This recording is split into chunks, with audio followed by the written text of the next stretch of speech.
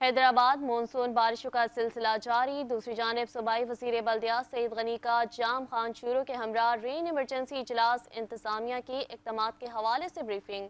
اس حوالے سے جان لیتے ہیں نمائندہ 5 نیوز جبران خان سے۔ جی جبران، بتائیے۔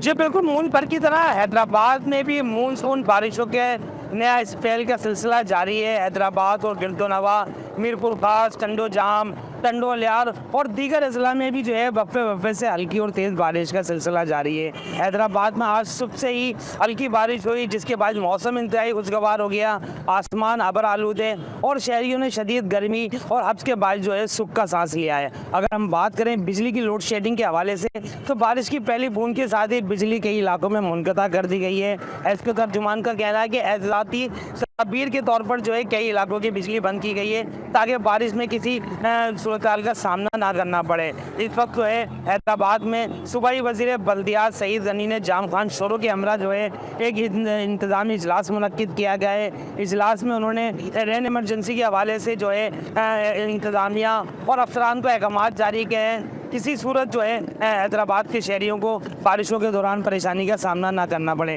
سعید غنی نے میڈیا سے بات چیت کی ہے، انہوں نے کہا ہے کہ حیدرآباد انتظامیہ اور صوبائی حکومت نے رین ایمرجنسی کے حوالے سے تمام تر انتظامات مکمل کر لیے ہیں۔ اگر بات کریں صرف بارش کی، تو حیدرآباد میں صبح سے ہلکی ہلکی بارش کا سلسلہ جاری ہے اور بارش کے بعد موسم انتہائی خوشگوار ہو گیا ہے۔